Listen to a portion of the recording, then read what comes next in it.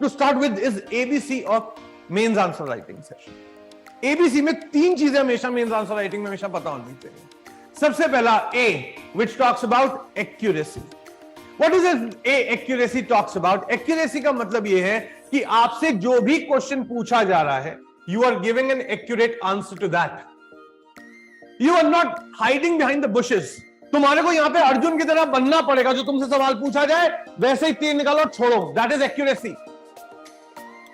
This B, that is B is called brevity.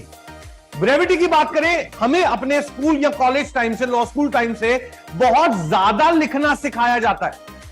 पन्ने भरो, आप तोल के पन्ने भरोगे तभी आपको नंबर मिलेंगे।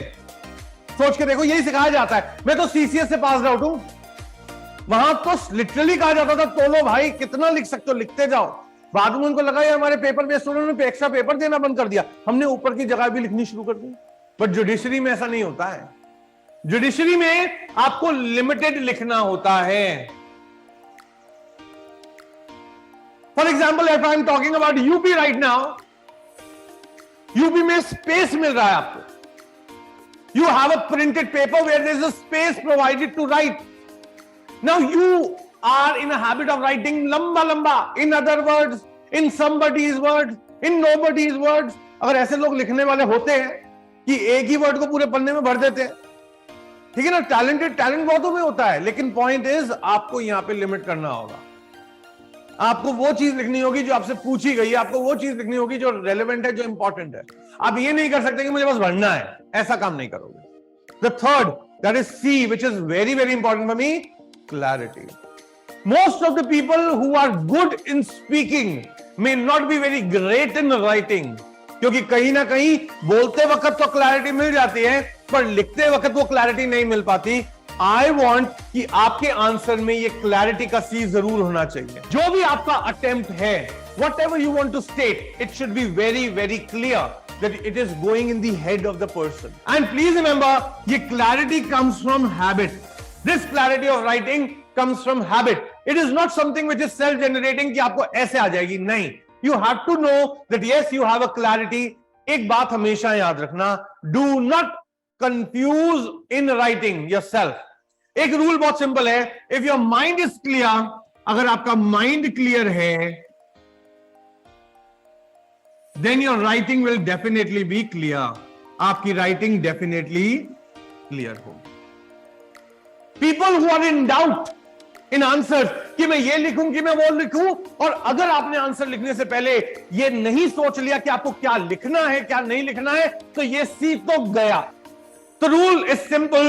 If I want everyone to look out one simple rule to remember, I want everybody to first plan and then right.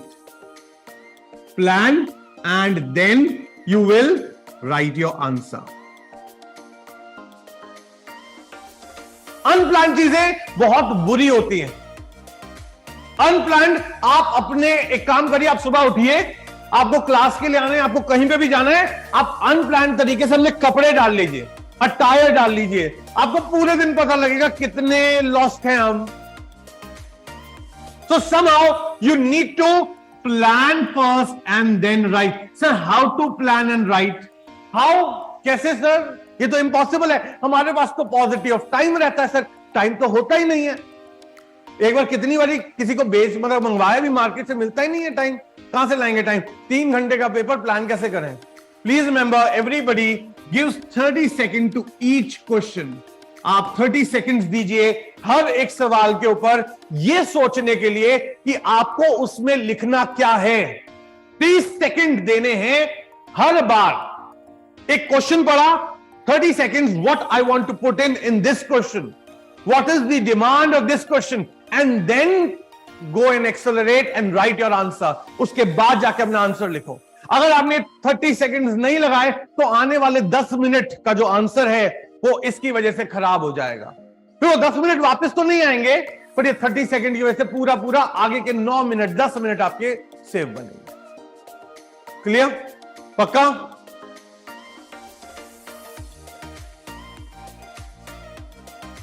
Number 2, introduction में क्या लिखते हैं? Sir, what to write in this introduction?